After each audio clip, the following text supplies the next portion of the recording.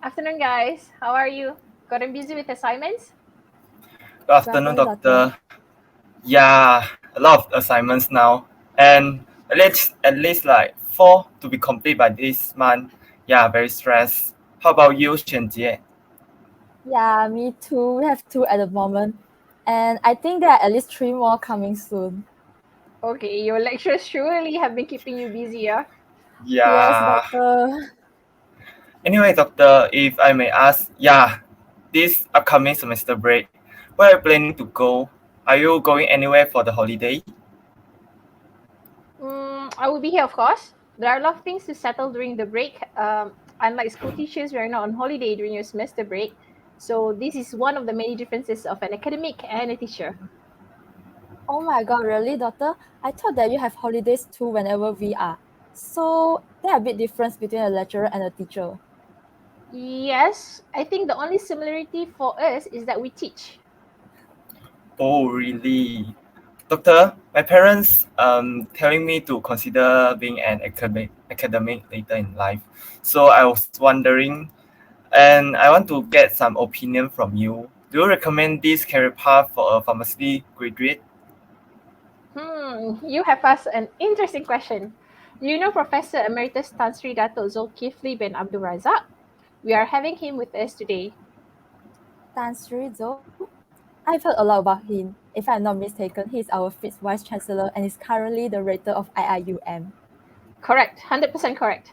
He is also an alumnus of our school, among the first batches of PPSF graduates. And speaking about the topic, Professor Tan Sri Dato Zulkifli Abdul Razak also became the first Asian academic to be awarded with the 2017 Gilbert Medical by Universitas 21. Assalamualaikum Tan Sri, how are you? Assalamualaikum warahmatullah. Fine, thank you. How are you all? Yeah, Alhamdulillah, good, that's you're me. fine. I'm fine. Despite You all okay? the assignments. Yeah, I heard. Yeah. My lecture wasn't as hard as your lectures, during my Oh, time. We need to tone down then. Okay, by the way, Tan Sri, I'm Yes. Hamzain. I'm currently the clinical pharmacy lecturer from clinical pharmacy discipline and introducing our students. Okay. Are you are And you a, I'm hang Shinzo. on. Are you an alumni of USM? No? Yeah, I'm an Okay. alumni for MPharm, Or MFAM? All but right. I was from the university that you are rectoring now. I'm from UIA. Oh, really? Yeah. So you're from Kuantan? Yes. Okay. Oh, good to So know. So please, okay. Okay. yeah. Leslie. I'm Shinzo, a year two student from farm school. Okay. I'm Shenjie, also a year two pharmacy student. All right. All right. Okay. Both So of you are Tan smiling all the time. Sri, on behalf of the school, we are very delighted to have you with us today, and My we are pleasure. grateful and thank you for being so generous with your time and able to spend time with us in this notable alumni. So just to get a bit of wishing well, is that we do understand that it's your 42 years of becoming an academician today, right? Yes, yes. I So came back happy and worked. anniversary, Tan Sri. Happy Thank you. anniversary, Happy anniversary, Tansri. Tan Sri. So No I'll pass regret. it to the students. Yeah, I'll pass it to the students now. Yes, please go ahead. Okay, Tansri, I have some questions. And Tansri, can you share with us your experience as a pharmacy student back in the days? And what was it like as a student then? Yeah, I think my days was quite different because there was no pharmacy school in Malaysia then. Yeah, USM started the first pharmacy school in the early 70s. I think it was 71, if I'm not mistaken. And there were only a group of 35 students. That was the first batch. Yeah, so nobody knows about pharmacy. Everybody has got their own version of pharmacy. I still remember some people talk about pharmacy as something like palmistry. So you read your palms and things like that. And in fact, the one that I remember best, they call pharmacies. They don't call us pharmacy. They call us farmers, PHAMERS. So they thought it is something to do with agriculture. So they say there'll be a new group of people who will now be working on plantations, and they are called farmers because they come from the school of pharmacy. So this whole idea of what pharmacy is all about during that time wasn't noted at all, and therefore we have got a very difficult task to explain what pharmacy is all about. So, but that is a challenge. And the challenge is basically then to understand what are we getting into. I think most people get into a course that they do not know anything about. So for us, we research and find out what is it, and then try to explain to the lay public what our roles are and so on and so forth. So that gives us a kind of activity that makes us committed to what we are doing and know it till the very to the very details of what pharmacy is all about, and suddenly found out that this is a very noble profession. Noble in the sense that we, like doctors, also treat patient, but we are not doctors, quote unquote. That's a differentiation that I think that needs to be made. But some people want to behave as though they are doctors because they cannot get into a medical course. They come to a pharmacy and then they behave like doctors. So those are the issues during my time that was really very, very exciting for us to get to know and introduce our profession to other people around the country. You don't have that problem now, I'm sure. Yeah, we don't have that kind of problem now. We got a Yeah, lot of exposure before we choose this pharmacy. yeah, Pharmacy. Yeah. yeah. Okay, thank you, Dan Sri. My pleasure. My pleasure. Moving on, Tansri, knowing that Yep. the pharmacy school just started during those years when you were a student, Mm. do you Mm. feel inadequate in any way? And then, may I know how do you make sure that you get the most out of your student years? Yeah, but I think there are two ways of looking at it because we are a first school, so there is no comparison. Then people cannot compare USM with another school. Maybe with some university abroad there is, but within Malaysia there is no comparison. And you are right. At that time when I was a student, half of the campus was still a military camp. you know, beginning from the roundabout upwards, the military, the army are still staying there.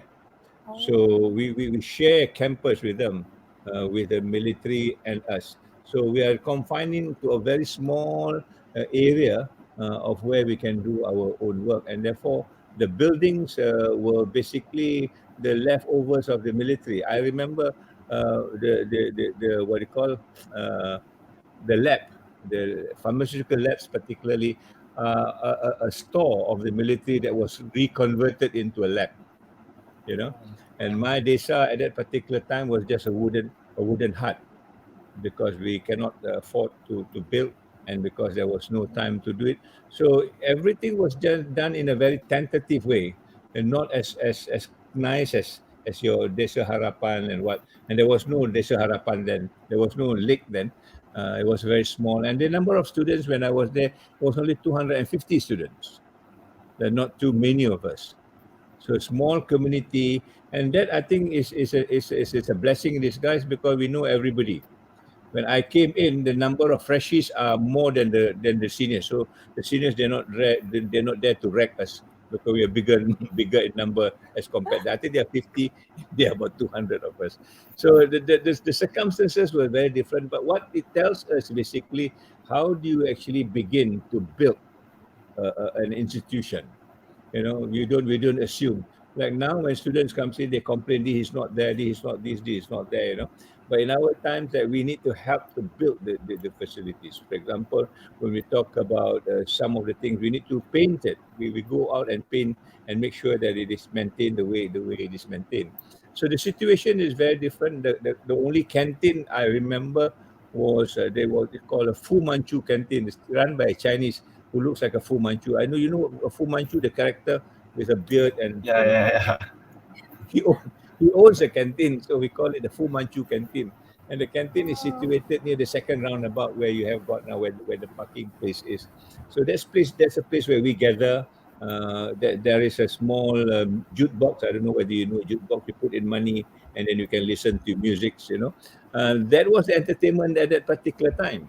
So it gives us a different way of looking at how we built a university and how we build, in our case, how we build a school of pharmacy, the first one in the country, to make sure it is successful, to make sure it is the best that there is there. So the commitment, again, I'm talking about this commitment, the commitment to build something that we are proud of is, I think, the stature of USM. I remember people saying at that particular time that USM is very unique, although USM is a second university, and the vice chancellor is from the University of Malaya, Professor Hamzah Sendut, the name of your main library here. He's a urban planner. He came into the university, but he built USM not like MU. I'm going to make this very clear. For example, we have a school system. We have got school of pharmacy, yeah, school of this, school and that. University of Malaya at that particular time uses a faculty system, faculty of medicine, faculty of that. We use a school system, and they're two very different systems. The school system talks about how we can integrate. I'm sure you do now, as I did when I was a student. Although I'm a science student, 70% of my course is about science and pharmacy. If I do that, and then 30% is non-science. And we do humanities, we do arts, we do that kind of a combination between the arts and what we call now multidisciplinary. Whereas in University of Malaya, that does not happen. And what does it mean for us? It opens up our mind better. So although you're a pharmacy student, but you know what political science is all about, you know other disciplines that you're related to at the end of the day. We have got a DESA system. University of Malaya have a resident system. A college one, college two, college three. We have got DESA system, DESA Aman, DESA this, DESA that, and that. We have got a Penggawa system. They have got a warden system, and our system, our university is supposed to be a pedestrian campus. He made sure that the roads are small enough that you can walk from one place to another. So the whole concept of University Science Malaysia, when it was started more than 50 years ago, was a very unique campus, and the trees and all were not cut down. That's why during my time we call it the university in a garden, because we look like a garden compared to university around Malaya. Malaya is the only university around that.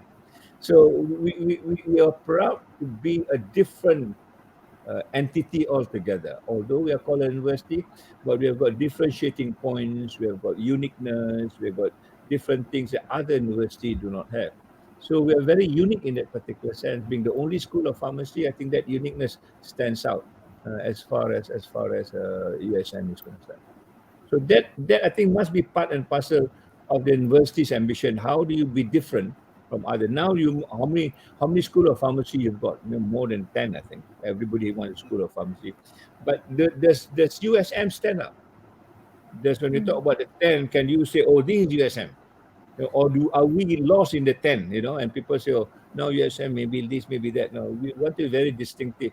And I will tell you later how we are so distinctive as a school of pharmacy during that particular time. So that is the pride of being USM, And before we were called USM, we were called the University of Penang. University Pulau Pinang was the actual name. And later on, they changed it to University of Science Malaysia. So University of Penang, the symbol will be UP. UP means up. So we use that as we are always up compared to other universities. So those are the things that we enjoy, making the university different and substantially different, not just different for the sake of being different. All right. Thank you, Tan Sri. So now we know that the UP is for the stand up. So it's proud to be a USM student. And also it must be an unforgettable memories to share the school area with the military camp. So thank you, Tan Sri, for your sharing. Pleasure, yes. It sounds interesting. So moving forward, Tan Sri, after you graduate from your pharmacy study, why you choose to become an academic? Can you share a bit? A very good question. I mean, you must understand what academia is all about. At least during that time, in the early 70s, when you talk about a university, when you talk about an academia, it is a workplace that you actually can determine what you want to do. This is going to be very different from what you've got. When I joined the university and when I choose to join the university, that's because I've got some ideas that I want to work on. Right? And if you go to a government department, they will ask you to do many things that the department wants you to do. In university, you can work on your own project. What is the project that you want to do? And you can determine how you want to do it, you know, provided you meet certain criteria like Dr. Hafzan said. I mean, you need to teach, you need to what do you call do some research, you need to be consulting with other institutions, and those are the basic things. But otherwise, you organize your life. And she's right. For the academia, the world is 24/7. You don't stop working. You work all the time because knowledge does not stop. There's no time then we say, okay, today knowledge stops, everybody takes a holiday. We will continue Monday, knowledge will begin again. There's no such thing. Knowledge goes on and on and on. And we need to keep up with that pace.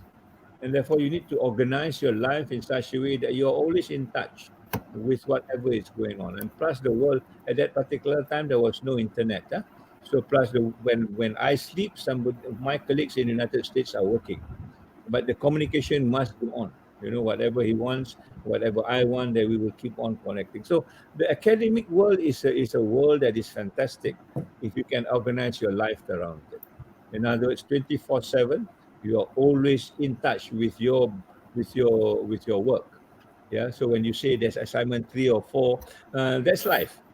That's life. Uh, When you go into work, there are more assignments coming in from others. Sometimes the assignment is something that you only want to own it. So the world of academic is like that. But the satisfaction you've got is that you can pursue what you want to do. All right. Apart from the things that you want to do, what do I want to pursue when I was a student? I want to work with the community.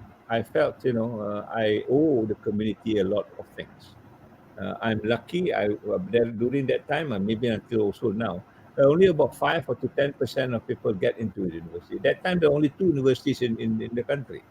So I got into the university, and I feel I'm very lucky. How do I give back? How do I share the things that I've got? And my project then was to share with people. Yeah. So, for example, when I come into the university after my studies, we organize classes for the rural students. For example, to the kampong students, we organize classes every week. Teach them bahasa, teach them no, not bahasa. Teach them English, teach them maths, teach them science. Right. Although I'm a pharmacy student, but I still have basic sciences. We teach them standard 4, standard 5, so that they know what they are doing. And that's a project that we do that nobody asks us to do this. It's not part of my career. That's not part of my instruction from the dean. No such thing. So we just continue to do this so that we contribute back to what we have got. It doesn't take much time. Maybe 2 hours in the morning, or go to the kampong, or go to wherever there is a nutrition class. We teach, and that's the kind of thing. So in that process, I discover many things. I discover what pharmacy is all about. This is where the differences is. We talk about differences. So we talk about them. What is pharmacy? They don't understand what pharmacy is all about. Not only pharmacy, they don't understand what medicine is all about. And if they've got medicine, we found out that the medicines are not well kept in their house. The what do you call the storage condition is bad. And we also discover that some of the pharmacies are not honest people. They sell steroids to these people. They sell antibiotics to these people when they don't need antibiotics. And then we run a survey. I remember one survey that I ran, and we just do a simulation case of diarrhea. We train a few people how to report on diarrhea. Same symptom, everything is the same. Then you go to different doctors, to different pharmacies, and the result we got at that particular time, the honest doctor do not give you any medicine. They say, okay, you just rest, make sure your electrolytes are balanced, takes a lot of water, and you just rest. That's the honest one. The dishonest one will give them seven drugs, including antibiotics, including the steroids, including everything, and charge them 40 ringgit for diarrhea. So it opened up a space for me. I say, look, this is a very vulnerable sort of thing if the people do not know what they are getting into. And therefore, one of the preoccupations that I did when I was a student, we started a drug information system. how do you convey information to other people so that they are better informed, so that they know their rights and so on and so forth, And that brings me to another experience when I work with the Consumer Association. CAP, Consumer Association Yeah. of Penang. Yeah. Yes. Yes. So I work with them and they tell me a lot more horror stories of how the drug industry themselves are not ethical. For example, they will control, later on you'll find they'll control drug prices, they'll control drug distribution so that the price will remain high. And so all these things, I don't learn this from the classroom. The classroom are very academic. You read a textbook, mechanism of action, side effects, blah blah blah. I think you know all this, huh? Yes. But that is what is underneath it that is not written in a textbook is something that is important that makes you the real pharmacist that you want. So there is one book, if I can still recommend. I think the book is still around. It is called Roche versus Adam.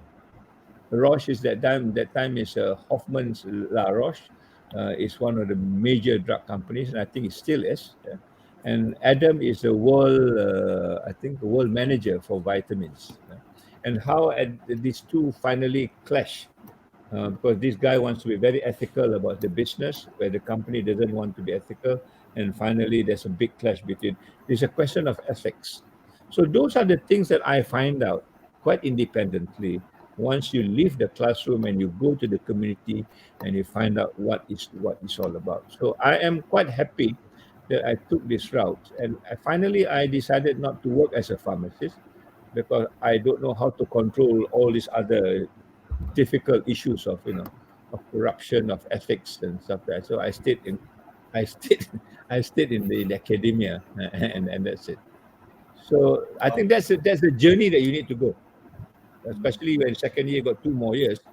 You need to go yeah. to those journeys, and they'll make you a better person and a more matured pharmacist. Okay. Thank you, Tan Sri. I Okay. think yeah, it's really wonderful. So it's like a very big difference. So for academia, so we'll be more flexible as we can do what we want, more like Yes. our own project, right? So yeah, I also jot down the books already. Ross versus Adam. Yeah, thank you, Prof. Yeah. Yeah. I will Okay, thank purchase it. you. Okay. Tansri, can you share? I'm curious if there's any challenging and rewarding moments as an academic. Can you share with us about that? About what? About the challenging and rewarding moments as an academic. Well, you see, academia it really depends on what you do. And to be an academic, when I become the vice chancellor, I understand what it's all about. I don't bother people with what they want to do. They know what they want to do. They're supposed to know what they're supposed to do. Otherwise they will not be in academia. So I don't micromanage them. So in other words, I expect all academics to have their own aspiration of what they want to do. And I hope this is a noble one, right? So for me, when I know all this at the end of the day, I begin to develop many things in school at that particular time. One, as I mentioned, we try to do a drug information system. you know. I remember, with the School of Computer Sciences. The School of Computer Sciences is the first again in the country. There are many firsts in university. Yeah? School of Pharmacy is the first. School of Computer Sciences is the first. School of Mathematics is the first. School of Social Sciences is the first. School of Humanities is the first. Our medical school is the first. There's so many firsts in USM, and we always try to maintain that. We try to do what is it that other universities has not done that we want to do. The question that we ask. If other people have done this one, never mind. Let them do it. Let's find what else that we want to do. So the computer, the computer drug information system is something that we want to do. So I work with the School of Computer. That's again another thing. We work across other schools. We don't just confine ourselves, and that's where the school system is important. It's not a faculty system. So there's this professor, Professor Rao. I still remember, and he teaches how to do programming and stuff like that. We provide you with the information, and we have got a system up and running, so that when people ask us this whole what do you call about information, then we know where to find. Books are also not easy at that particular time to find, especially books on drug information and stuff like that. So we created our own system, and that system, I think, at the end of the day, is converted into the poison center, and that's where I was at the end of my career.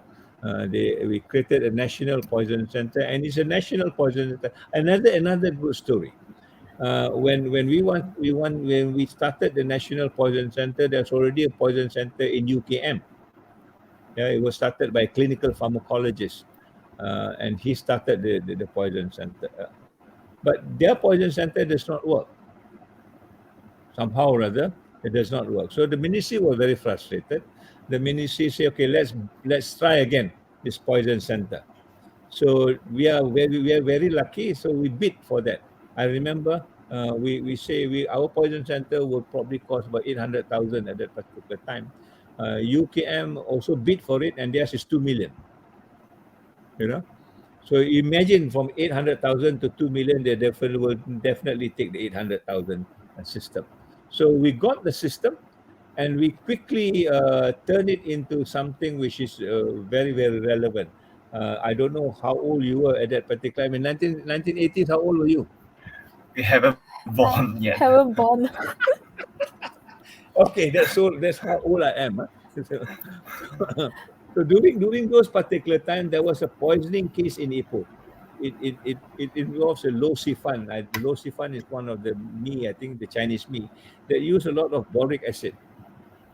There's a lot of death at that particular time because people use boric acid. Now, what we did in the School of Pharmacy to show how relevant we are, we took this boric acid, we analyzed it in our lab.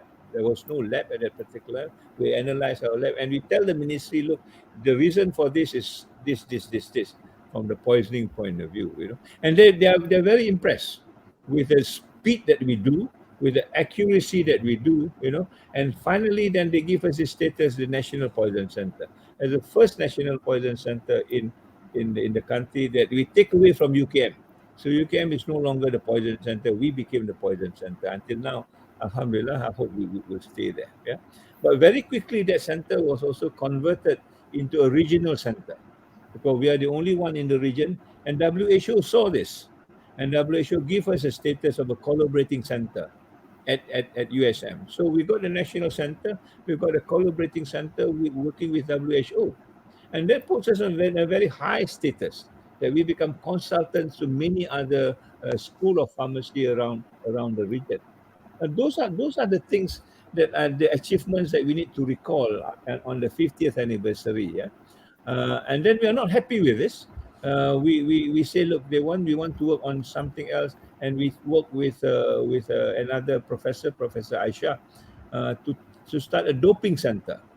At that time, people were talking about the Sea Games, yeah, and they want to find at Sea Games they must have a doping center to see how people use what do you call what is that word? These fake artificial drugs to enhance performance and so on, and we created another one. So we've got the drug center, we've got the poison center, we've got now the doping center.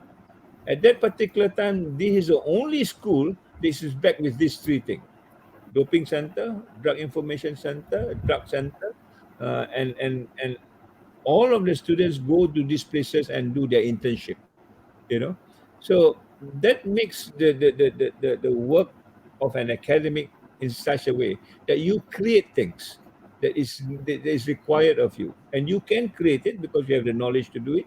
You've got the people around you to do it. Students are fantastic. For example, some of this information that I need, we pass it on to the student as an assignment, they will do it. So that whole room for us to work independently without depending on many people outside. I think that's the beautiful part of academic. So when I got this, I worked with another group, what we call the Health Action International. This is a regional group, and the International is not only about pharmacies, also about activists, people who wants to fight for what you call for health rights at that particular time, and they becomes a network, and they just celebrated their 40th anniversary. Let me show you the book.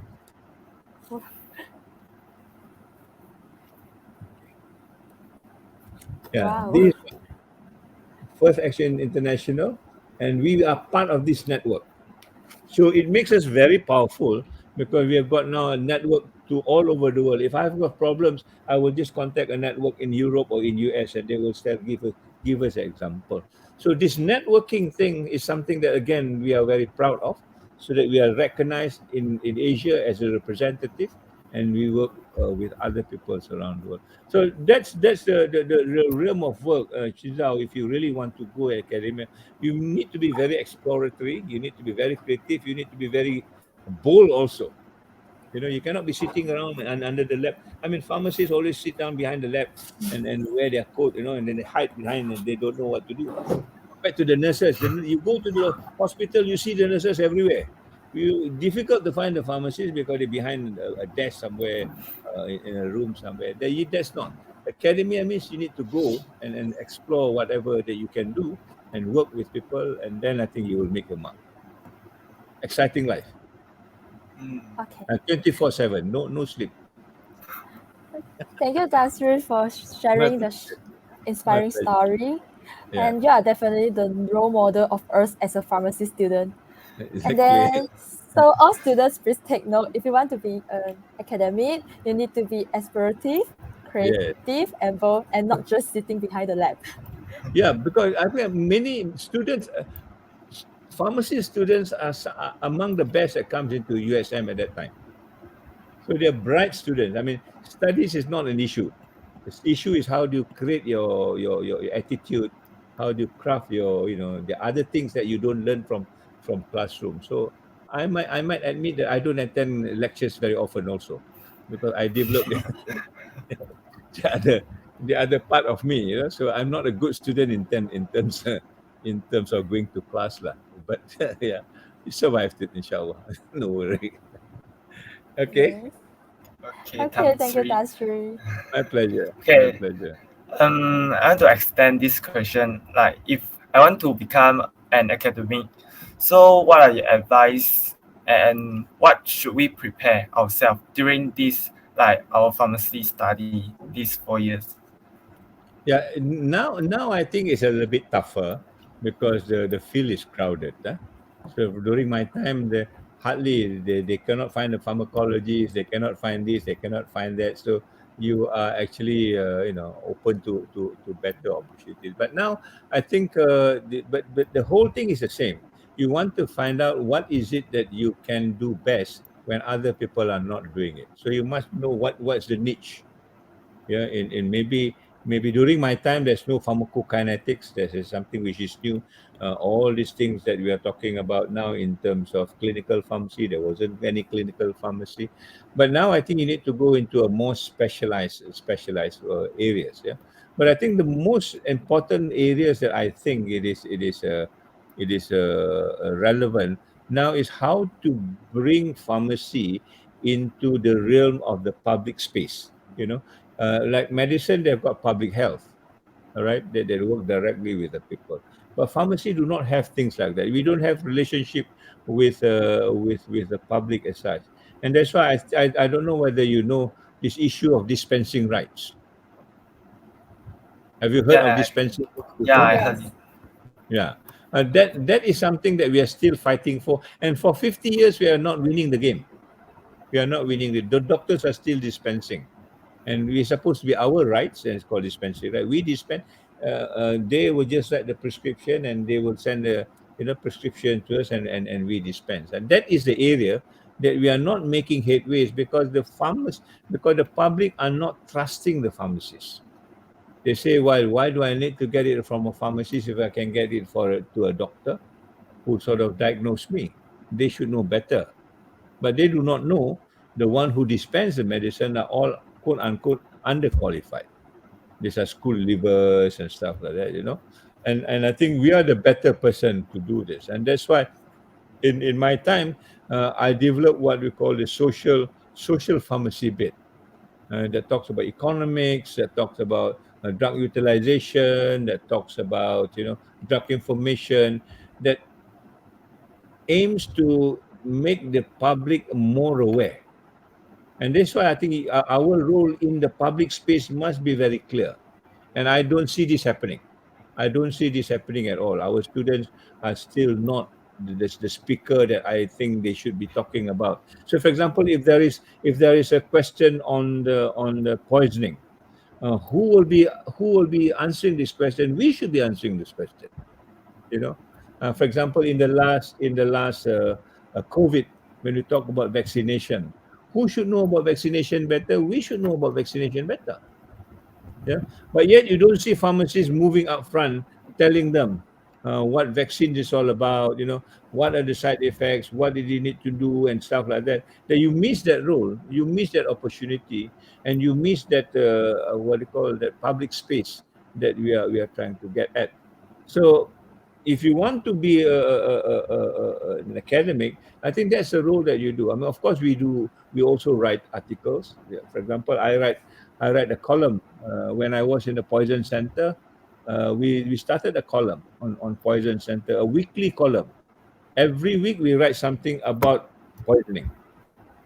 You know, and every week we get questions from other people. That's the only way that people will begin to respect you, because they know that you have got a knowledge that they can depend on, right?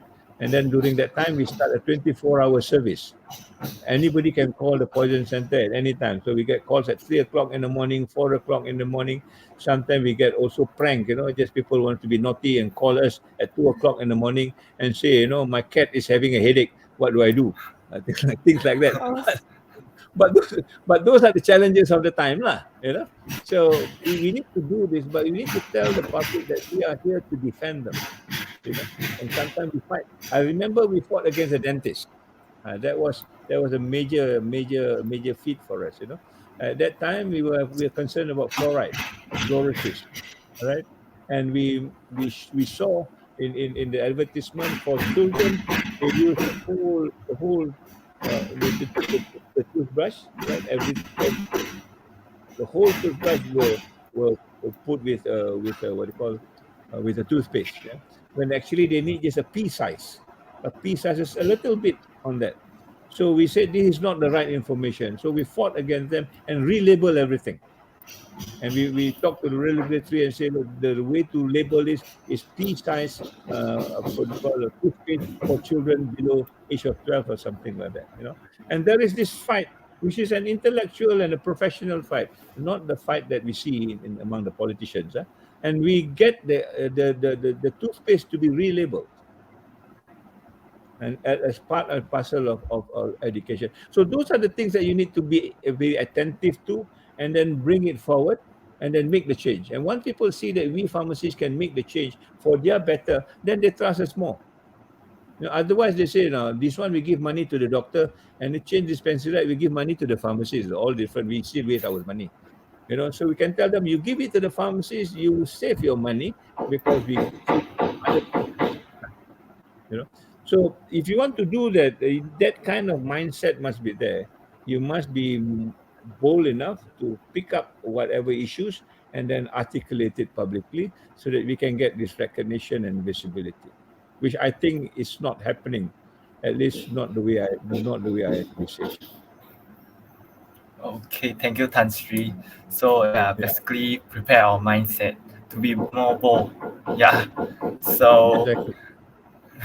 So we are truly honored to have the opportunity to interact directly with Tan Sri. So guys, in the FB Live, do you have any question for Tan Sri? You can type in the comments section and we'll read them for you. So I saw the first question here from Dr. Aizati. Tan Sri, being an academician nowadays is a very demanding job. Moreover, when you become a leader of an organization, how did you balance the time between your work and personal life? Thank you. Tan Sri can give some. Okay, all jobs are demanding. I mean, if you want to be serious about it, all jobs are demanding. If your job are not demanding, then I think you have landed in the wrong job. So all jobs must be demanding. But the question is whether you like the job or not. Yeah. For example, when I talk about what I'm talking about, I'm talking about not as a job anymore. I'm talking about it as a mission to be accomplished. It is not. It's not a job. A job means you do something, you pay me money. That's a job. Yeah, when you talk about a mission, you don't pay me, never mind. I still want to do it because that's what I want to do. So payment is important, but not as important. But now I think the thinking is like that. If I do this job, how much do I get paid? Huh? If I don't get paid, never mind lah. I will go for something else which is better. So as a health activist, as a pharmacist, we are in charge of people's life. And there's no money that can be associated. So, for example, like Ang has got stomach ache. How much you gonna pay me, Ang? 10 ringgit. 10 ringgit not enough. Like you go and die lah. I don't care. Things like that, this does not happen. For us, it's basically, I need to save your life, and I need to make your life better. And that's the mission that we have when we were a pharmacy student. It is about saving people's life. It's about making their life better. It's about making the human person a dignified being, especially the poor in the society. Who is talking to them about medicine? Of course, the people with the Mercedes Benz, they can talk about, and they have, but the people in the rural areas, the people who do not know how to read, the people who do not know how to speak, these are the people that you need to attend to, and that becomes a mission. If you need to travel at 12 o'clock in the night, you travel at 12. Because at the end of the day, you're about saving life. I cannot imagine that I want to sleep that night because it's 12 o'clock and somebody is dying 2 miles away. Then you are not worth a person that you are. So this job business is something else. But if you go into this healthcare thing, it is about saving lives. It's about making human being the most precious thing that you ever know. It doesn't matter who they are. It doesn't matter whether your friend or your enemy. Sometimes your enemies also, you need to save them.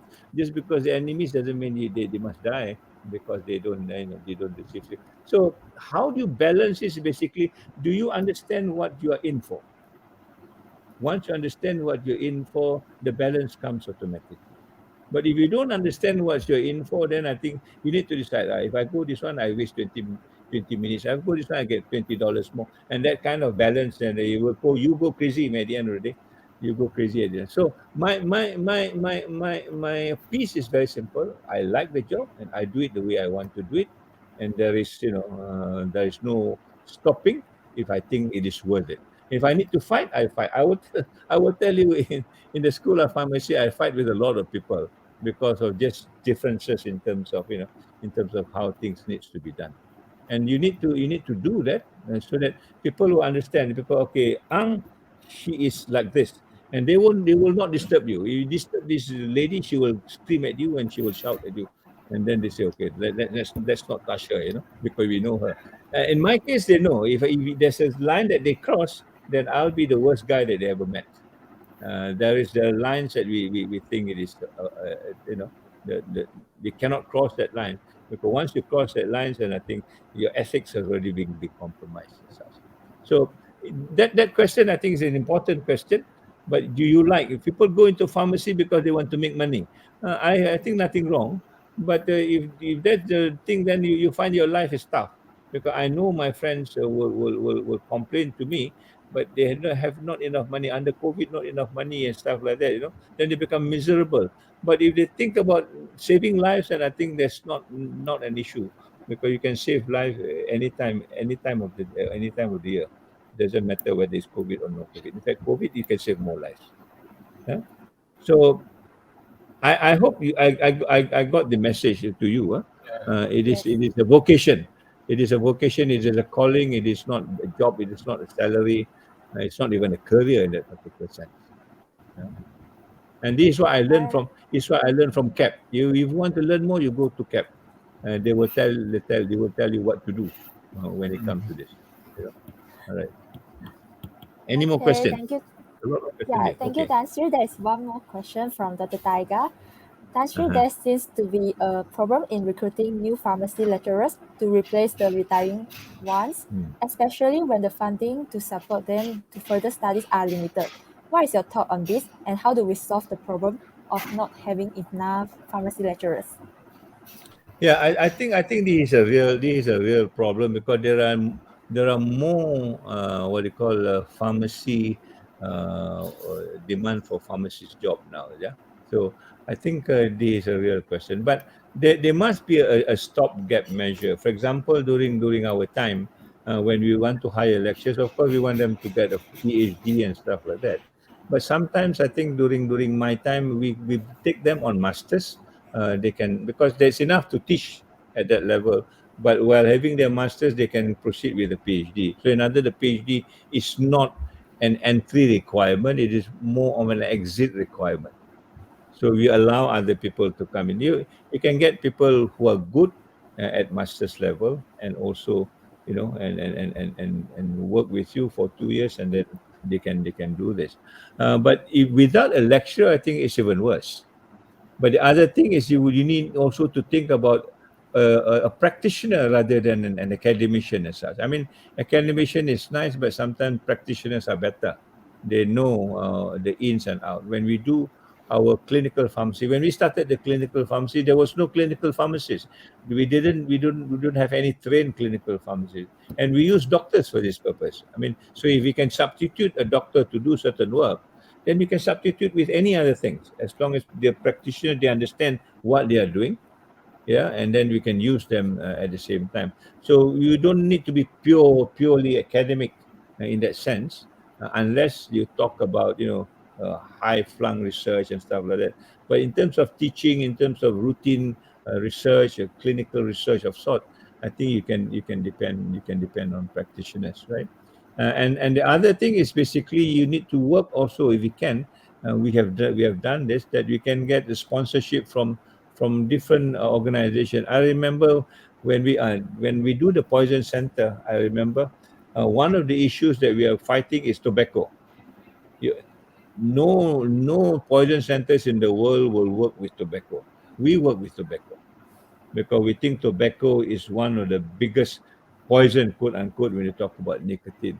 And we got sponsorship from Rockefeller Institute from the US, and we train people at that particular time. So you need to be a more creative, not to be too purist in this particular sense when the circumstances are different. So you need to be a little bit, what do you call, creative in how to recruit people, at least for the temporary period. But I think what is important to me at the end of the day, qualification is important, I'm sure, but I think commitment is more important. Sometimes there's qualification, but there's no commitment. You know, because we take them because they are qualified, but they are not committed to the job. I would rather people with commitment rather than qualification, because qualification you can train. If Hafzan has no qualification, I can send her to do something. But if she's not committed, I cannot do anything. If she want to sleep only, she doesn't want to do work, what can I do? I need to stand behind her and beat her all the time. I don't have no time for that.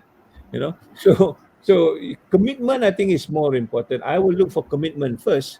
If there's commitment, and then there's commitment, we send them for PhD, they will come back during the time allocated because they're committed. So commitment sometimes is important to look at rather than just qualification. So when you talk about not enough pharmacy lecturers, yeah, there are a lot of people who are more committed without the necessary postgraduate degree as such. As long as they are committed, I will take them. I also remember when I was a student, some of my lectures are from the military, the Australian military. They have pharmacy. I know one is named Mr. Bell. He's a pharmacist at the military hospital, and they come to teach us pharmaceutics. He has got only a BSc, but because he's a practitioner, it's good. It's good enough for us. So you need to diversify. You need to find what is practical at that particular time. And honestly, if you're the best pharmacy school in the world, everybody wants to join you. So they will run from UKM, they will run from UIA, you need to run from UIA, and they will come to you. So you need to set up your at that particular time. USM, as I told you, poison center, drug center, doping center. Everybody wants to join us because of that extra activities that we have got, and that makes them better in a sense. Yeah. Okay, I hope I answered that question. Yeah, thank you, Tan Sri. So moving to next question from Dr. Amira. Thank you so much, Tan Sri, for the inspiring talk. Sustainability is the word nowadays. Yes, What is the yes. role of academia in providing sustainable education? Fantastic. This is a fantastic question. During my time, the word sustainability does not exist. And during my time, the word is more on rational drug use. You need to use the drug rationally. I think I'm sure you have this RDU, drug utilization, particularly people in the clinical pharmacy will use it. But now I think a bigger concept of sustainability, and you need to understand what sustainability is all about. Sustainability is about equity.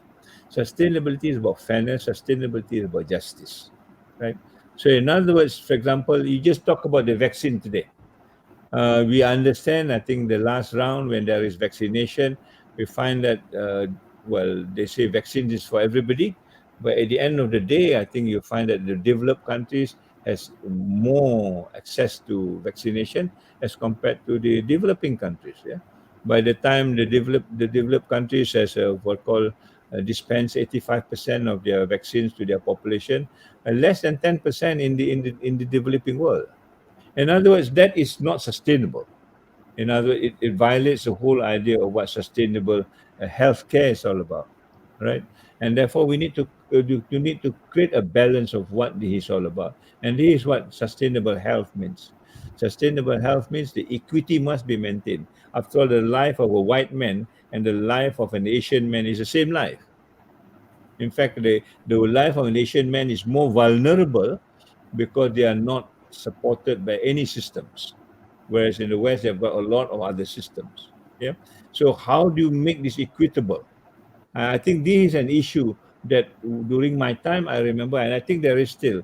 I remember Hafzan. Do you remember Professor Azmi Azmi Hasali? Yep. Yeah, he passed away. He passed Right. away Yeah. recently. Yeah, Recently. uh, Yep. yeah, and we developed at that particular time in Jelutong. I don't know whether you remember a free clinic. In other words, anybody in the community can come and take medicine free of charge from that clinic. And how do we do this? We ask donations from drug companies of the medicine that is required by the community, and we put our pharmacies there to dispense. And that I think is about equitability. So people who have no money, they can still get their medicine as they require, and we need to and we need to dispense this. So these are issues that I think which is up and coming. If you're talking, Lee, about joining an academia, I think sustainable health is one big area that we need to look at. Nobody has looked at this from that point of view. If you can work this out and develop a project on it, I think that will be a fantastic way. So, Amira, I think you are asking the right question, but most of us are not into this because we are not activists. I mean, when I talk about activists, basically we still talk about, if I do this, what sort of credit do I get? Is this publishable? If it's not publishable, then why do I waste my time? So our equation are very different equation. Equation is basically about publishing, and then publishing must be a top tier journal, a Scopus Index, and all those nonsense. You don't do this, and when you do this, the one that I described, it's not publishable sometimes because it's something routine. But I go back to the same question, where you are saving life. You get a factor of 10 by publishing, and you kill 3 lives. I think, what's the hell? Which one do you want to do? Yeah.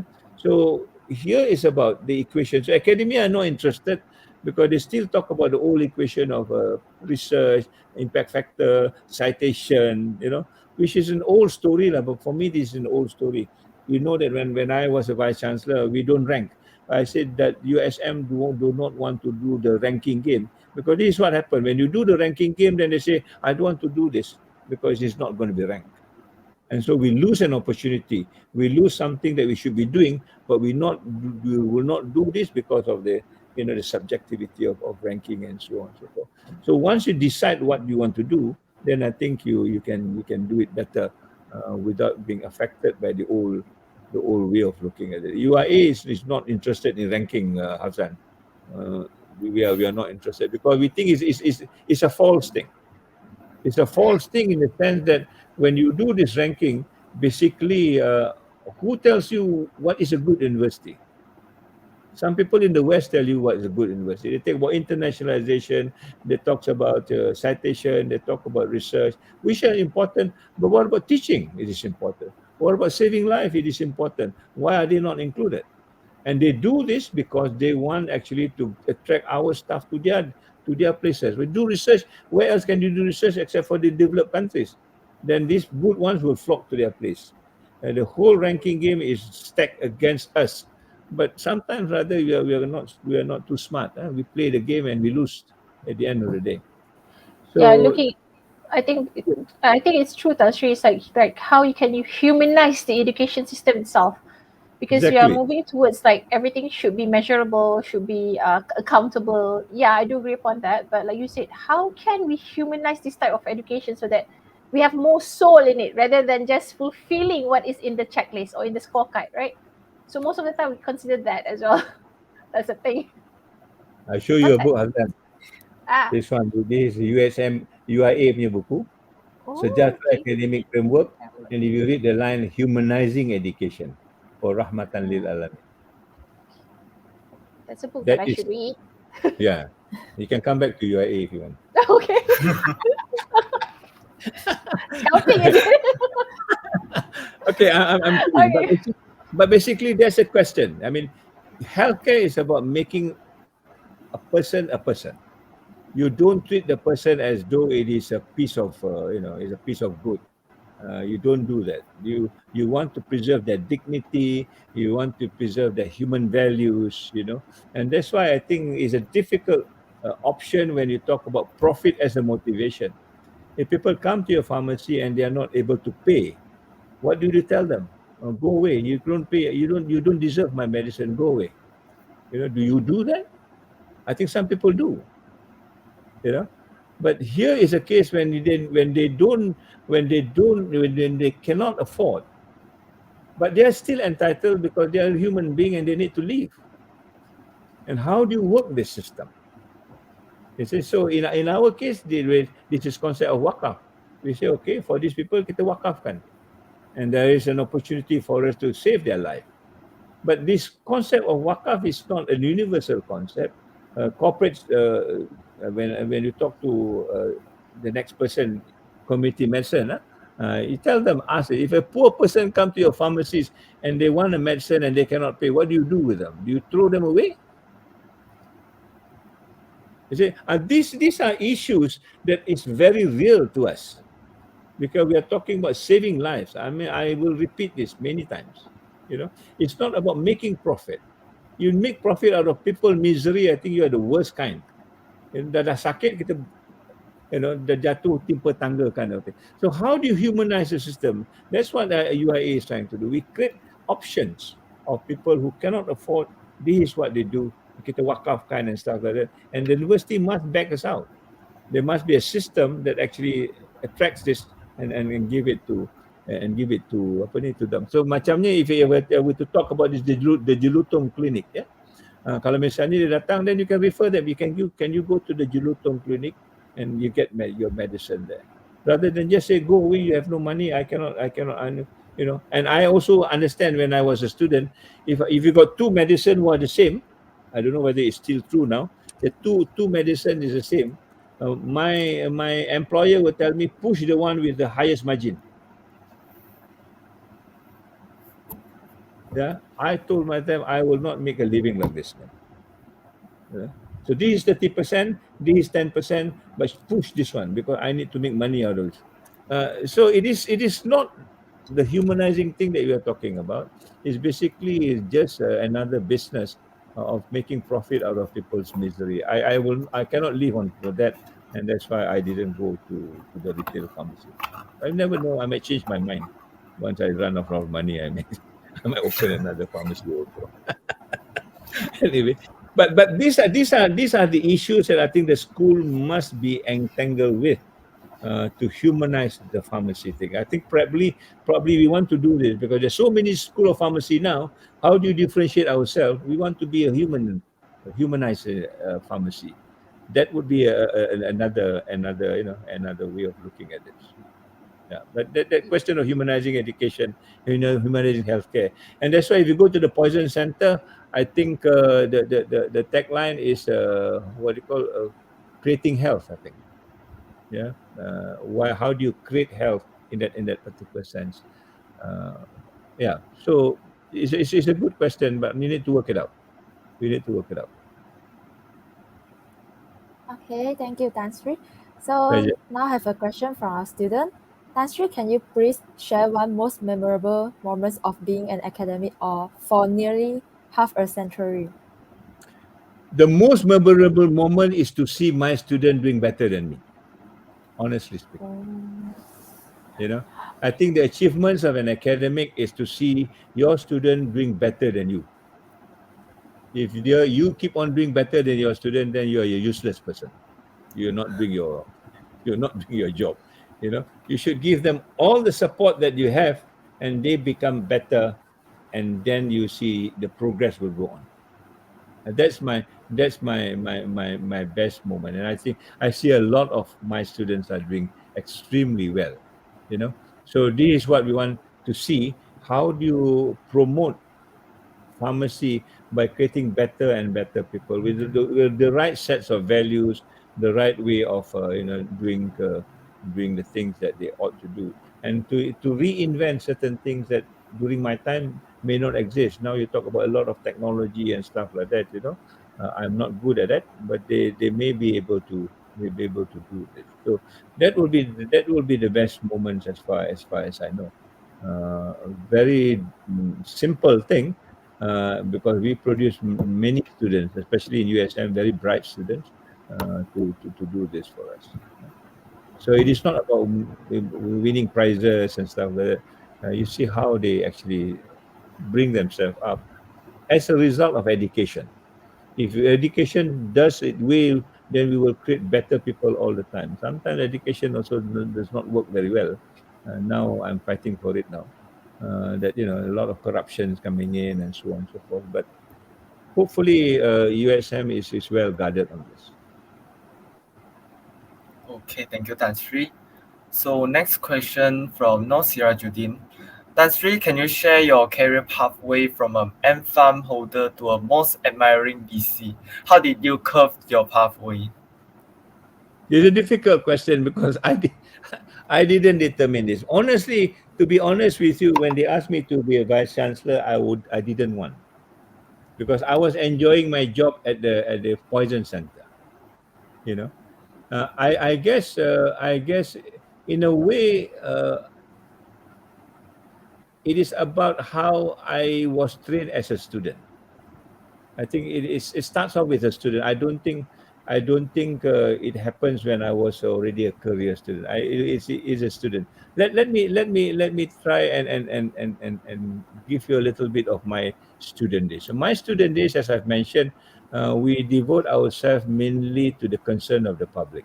Yeah, I was the president of the association, student association. At that time, I think the story was about it goes back to history a little bit. Lah. The whole story was about the electronic factory. You will not imagine this. The electronic factory where we see now, during my time, was rice fields.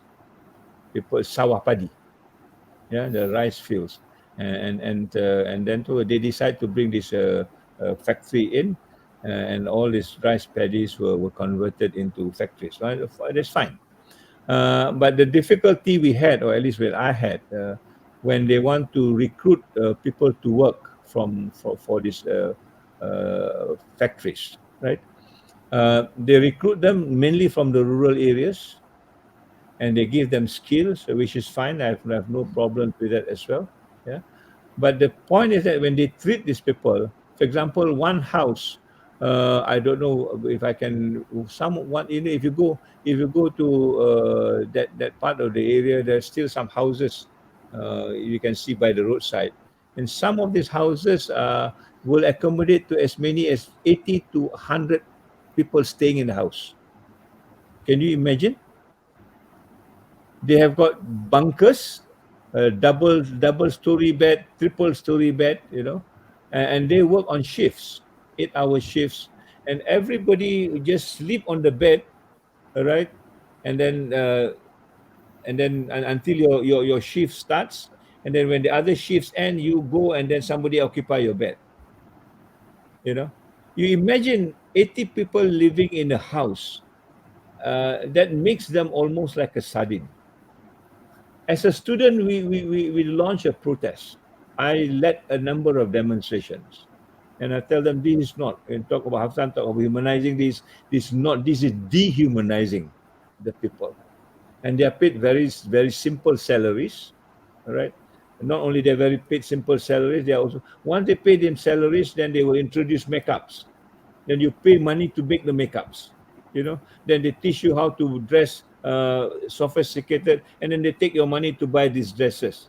At the end of the day, the money does not go anywhere, and these people are trained to be a different kind of human being. Remember, they're from kampungs. Their set of values are different.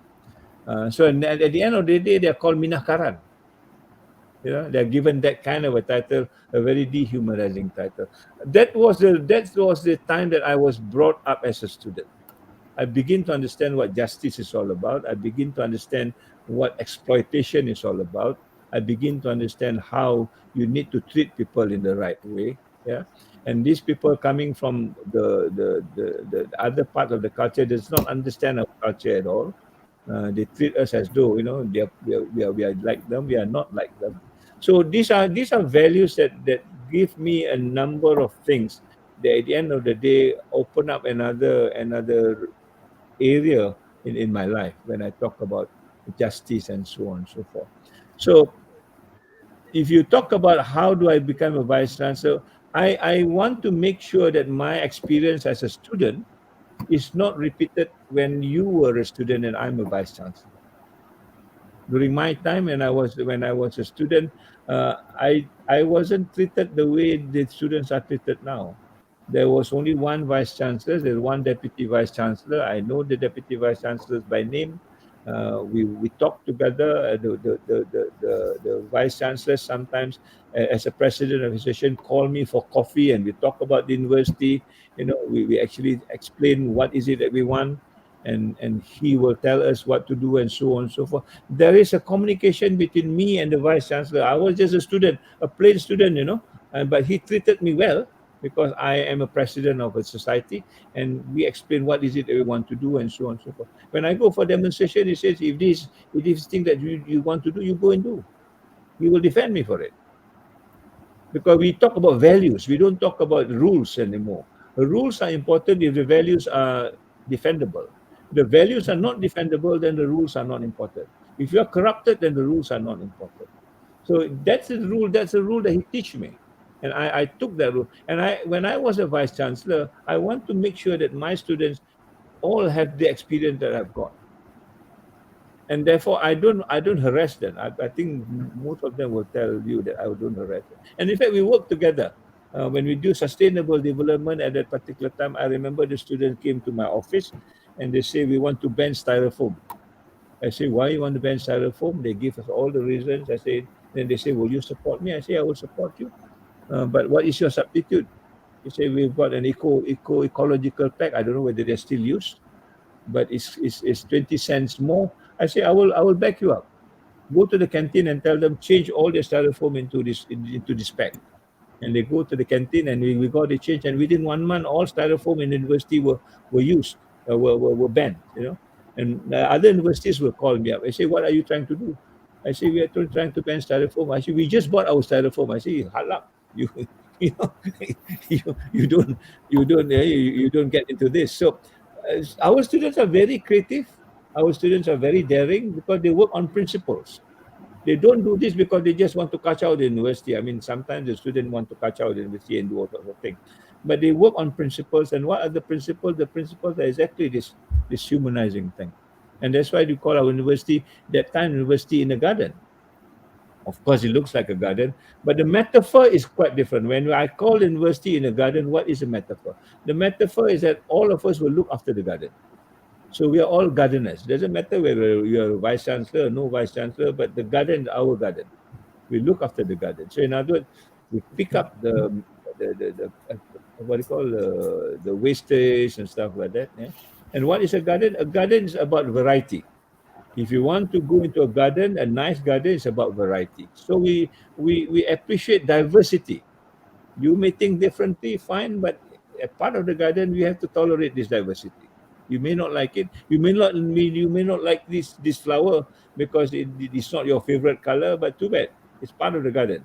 You need to tolerate it. You don't want to pull that flower away just because you don't like the color. That's what we mean by a garden. And what is important of the garden is how deep the root goes in. That's my point. You cannot get a garden if the root does not go into the ground and stabilize the garden. So what do you mean by the root? The root means is principles. The root means is the ethic. That's the one that hold the plants. If the roots are lousy, then the plants will fall. The next wind blow. So we just want to show that the principles that we adopt is very strong. It doesn't matter who comes. A politician, non-politician will come. We still hold to the principle because the principle will make sure that the garden grows. So that kind of a metaphor actually comes down to I don't know whether this metaphor is still understood in that way. It's not just about the beauty. It's about how we actually root our values. And then when the root is good, then the flower will grow. The tree will grow automatically. You know, you get fruits, you get colors, you get all sorts of things. But the point is that you only see the ground on top. Oh, this flower is nice, but we forgot there's the roots. Without the roots, the flower will not grow. So this whole idea of getting the basic, and this comes from the first vice chancellor. The first vice chancellor, as I mentioned to you, is an urban planner, you know, and he plants all the trees in the university to make sure that the university is what it is now. I remember we planted about more than 200 trees in the convo thing, so that it becomes very shady the way it is now. That those are the things that I think will relate to what we want to do as far as education is concerned, and that values is the one that I'm trying to bring it up. Even in UIA, Hazan would know a garden of knowledge and virtues. I come here and ask, what is this garden knowledge and virtues? Half of them doesn't know how to answer this. And we go back to the same thing. You must root in the value. Then in the Quran also there's talk about a good tree. A good person is like a good tree. The Quran talks about this. A good person is like a good tree. They are deeply rooted, and so that whatever challenges that come, the tree will stand because of the roots. And what is the root? The roots are values. It's only when the roots are lousy, then the next breeze that comes through, the root will fall because you have no values. And you see this. All these corrupted idiots are basically no values at all. And they fall. And they will fall. It's not a matter of time.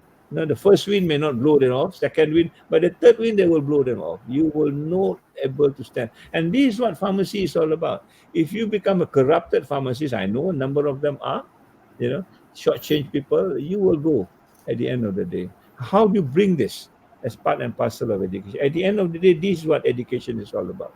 To make you a better person that can help other people so that everybody can live in harmony and in equitability, the sustainability that we talked about. So my life as a student is like that. Yeah. And if you can imagine this, then I think you can imagine where, but you need to fight people sometimes. uh, some people, Malaysians sometimes are too polite, they don't want to fight. But university, my time is called USM. It's called a University Suka Melawan. Tan Sri, it's quite a coincidence because just now I finished my clerkship. Huh. We talk about the being brutally honest in a way that if Malaysian we are more like berlapik, berbahasa Yeah. basi, Yeah. berbahasa basi, right? And then so being honest at one point is that it's needed, but you have to also know how to actually convey it. I totally agree with what you just said just now. True. It takes True. it takes two to tango because I think in terms of academia, one of the things that we can say, I don't know, maybe from your experience, you mentioned just now that the relationship between the students and also the top management was quite good. But how was it with the lectures? Was it like strong as well? Fantastic. Fantastic. When I do Ah, my demonstration, the lecturer supported me because we believe in the same principle. The principle is the one. The principle is the one. And then it doesn't distinguish who. It could be a principal. It could be just another person. If your values are the same, and this is where I think Malaysia needs to understand itself. When we talk about multiracialism, the values must be the same. If the values are not the same, we can never get together. You know, that is the only that is the only common thing. So during my time, I will probably take the risk of this. When we do the demonstration, all students come into picture, Chinese, Indians, the Punjabis, whatever, because we believe in the principle of fighting for the rights of the people. That's it. And probably you remember in 1994 there was the biggest demonstration in Baling. Yeah, all students were there. It's not only the Malays. Now, if you only find one racial group, the other racial group, and then this racial group will fight each other also, and sometimes the politician make them fight so that the politician will get a headway. But because we are not strong, we're not strong in our values. Once you say, okay, poverty is not tolerable, then you fight for it. That's the only way to get rid of it. Nobody will come and see, I give you money, no, the richest men in the world also don't do this. You need to fight for it. You need to give them their rights. And what are their rights? Their rights are education. They say once you get education, and the education must be the right education. It's not the education that actually you pay for it and then you get it and then you still become the lousy person. No, the education is about this. So if we can make this the basis of what we are, then I think we are on a winning streak. I think we need to do this because there are a lot more poor people now after the COVID that needs some more this kind of assistance for them. So the voluntary work, the volunteerism. I think USM. I don't know whether you still Persatuan Perkhidmatan Masyarakat. Did you say PPM? That was one of the most active association that every week they will organize. In fact, every day they will organize some sort of social service.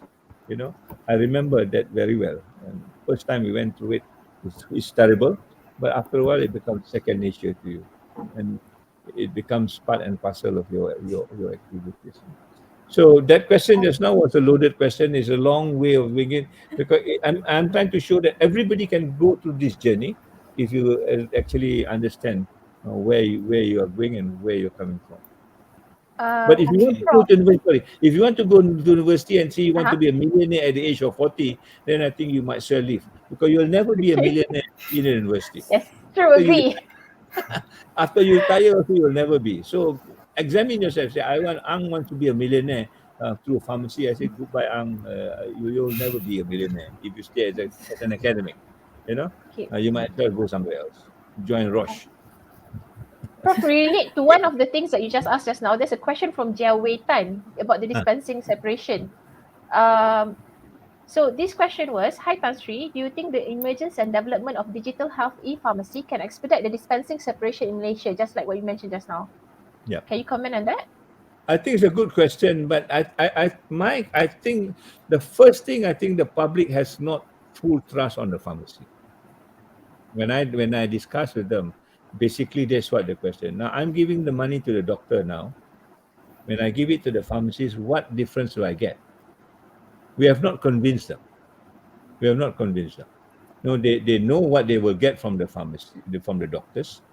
All right. They know if I got a problem, I will run back to the doctors and get my advice. If I go to the pharmacy, what extra benefit do I have? Why do I need to see two people? And when then the second people do not convince me that I will get a better service. If you go to the consumer association, this is their issue. That's why I say just now, and we are not up in the forefront that tells people that this is the best profit. I mean, there was, I think, not in Malaysia. I think there was a survey. Every year there's a survey about honesty, and you find that the pharmacists are in the top three, better than the clergy. The clergy is number 10 maybe, yeah, the priest and all. the monks and all. We are number 3 or number 2. Because in the West, they already put a very nice front that the pharmacy are the most trustworthy profession. But over here, I don't think so. We may want to try Hassan, part of the clinical survey, the level of trust that the pharmacy got as compared to other profession. You see where we are. I don't think we are in the top 3 or top 10.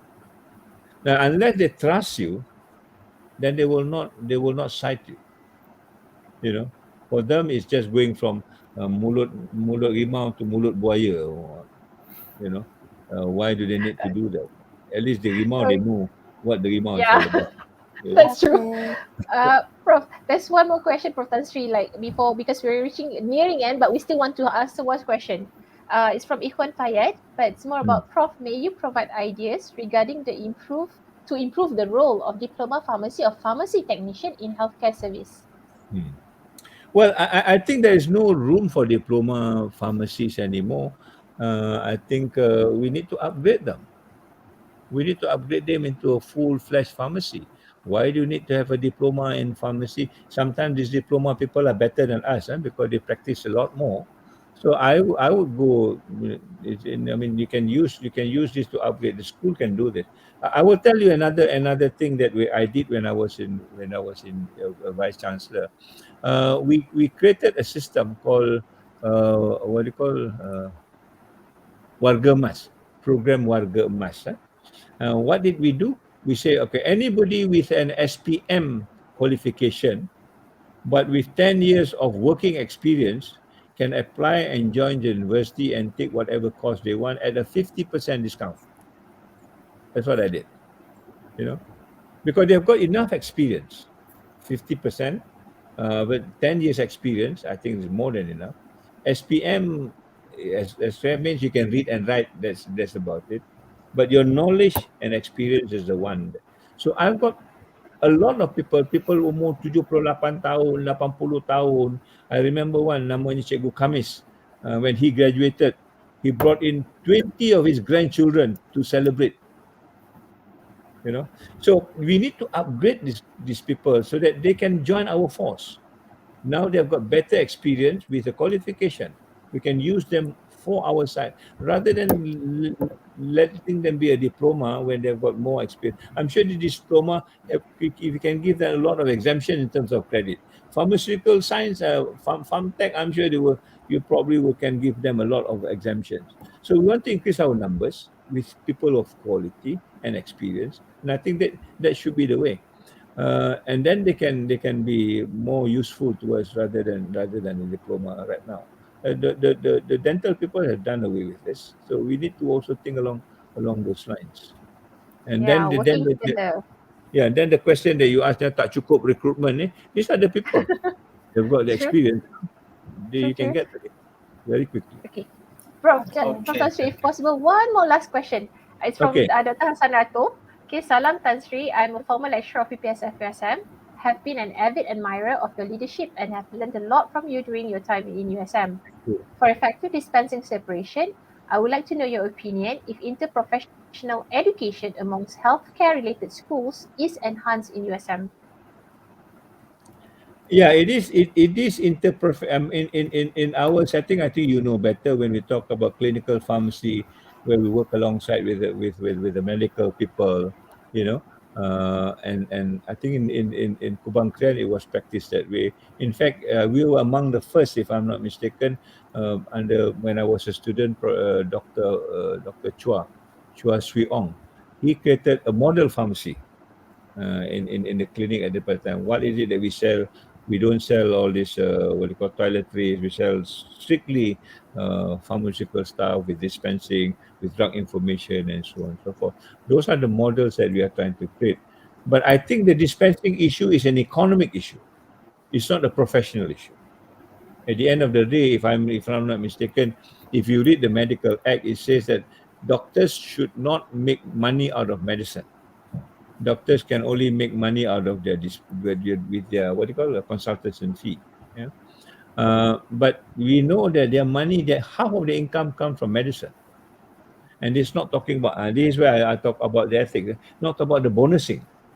If you sell so much money, then they will give you certain bonus, 1+2, 1+3. They can sell this cheaper, and the pharmacy do not get this bonus.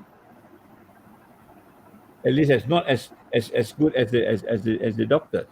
So it is an economic issue rather than as a professional issue. There's no longer, during my time they said there's not enough pharmacists.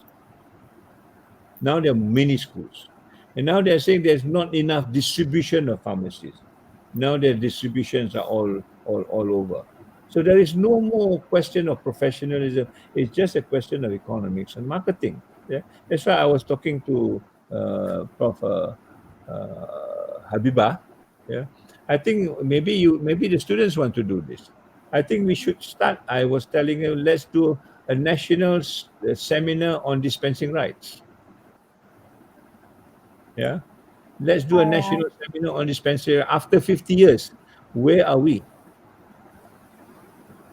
So that like I say, we can explain to the people now what is dispensing right all about. Yeah. Then we can go back to the old way of doing it. Okay, if the whole nation cannot do it, can Kuala Lumpur do it? Can Penang do it? There's one section, there's enough distribution of pharmacies, there's enough doctors, there's enough crowd. Can that part be the area that we do dispensing rights? And then we expand it slowly. And that's the way we go. There must be some initiative like this. After 50 years, nobody talks about dispensing right anymore. It's almost like a dead issue. In other words, we will never get our dispensing rights. Maybe 100 years from now, I think that's a tragedy. That's a tragedy. So maybe under the excuse of 50 years at we are celebrating 50 years of pharmacy education, given USM punya ni, because we started it. So after 50 years, let's revisit. I told my dean Juliana, if you want to join Habibah and do this dispensing right issue, let's do it. Maybe early next year we can do it. I will support it. We get the best speaker around the world to talk about this. What is the advantage of dispensing right, and so on and so forth. Hopefully by then there's a new government more enlightened. We probably can get, and some of you can join politics also. We have not enough pharmacy politician lah. That's the other issue also. There are too many doctors, politicians. They don't. The prime minister at one time used to be a doctor. But there's no excuse. I think we need to have this dispensing right up in the open again, so that we can clarify what would be the way forward, so that the profession becomes a real professional thing, rather than now Guardian. I see Guardian do not sell medicines anymore. They sell toiletries. Some Guardian, when there's no pharmacies, they only sell makeups and stuff like that. So in other words, we are losing the game. You are losing the game if we don't do this right. At the end of the day, I Okay. think there's one opportunity lost. All right. Thank you, Tan Sri, for your time today. So can we hear some final words from you? Well, I am an alumni of USM. I'm certainly very proud, although I'm not a good student. But I think the university and the school has got a bright future, provided we really understand how to actually work this out. I think the struggle is still on, because healthcare is getting from bad to worse in terms of disparities. Globally, not only Malaysia. With this COVID environment, it's going to get even worse. Now we are talking, at least in UAE, we are talking about going back to the home visits. Yeah, because there's not enough people coming to the universities now, because of money, because of mobility. So we are thinking, go back to the 50s, where we go and do home visits and find out what happened to them, uh, in their houses, in their villages. So the whole thing might shift, but I think the shift will be very much on the social dimension. The rest may be with the new technology and stuff like that. That will probably help us. So we need to think anew. We need to think afresh, and I hope the university and the school will lead the way. We are the first. Let's create more first, as we moved on for the next 50 years or so. So I guess you guys, from the kind of question you ask, are very aware. And anything that I can do as an alumni or alumnus, I will definitely chip a little bit that I can. So Okay. very much, Sure. I'm very impressed. I think you do this very, very, very, very professionally. Thank you so much, Professor from Sri. the, yeah, from the Uh, many webinars yeah, that you've done, this is fantastic. So thank you so congratulations. much, Professor Sri. we Yeah. we are actually honored to have you here. Of course, it was a very great opportunity for us to be alongside with you on this platform. And thank you everyone for being here with us today. So we're reaching to the end. We hope that this session has benefited all of us by giving an opportunity to interview Prof. Tan Sri and for allowing us to have an overview of the life of an academician and also your life as a student, how activist you are, right? And academia is where the future pharmacists are being trained. So having you and giving us the inspiration, futuristic and creative academics is a bonus to develop competitive future pharmacists. So that would be all for today. Until our next webinar, take care everyone. Assalam. Yeah. One Oh, okay. advertisement. I'll be Hmm. coming back to the university on the 6th of December. I'll be That's giving great. a memorial lecture of SM Idris, who is the founder of CAT, Okay. at 9 o'clock in the morning. The title will be The Future of Education. So I hope to 6th see of you there. December. Okay. Yep. Okay. Okay. Thank you, Right. So Miss. Okay, let's thanks, note Miss on the calendar. Hafazan. Thank you everyone. Assalamualaikum. Assalamualaikum Thank you. warahmatullahi wabarakatuh. Thanks, Tan Thank you. Sri. Thank you, Tansri. Bye My bye. pleasure. Thank you. Bye bye. Bye bye.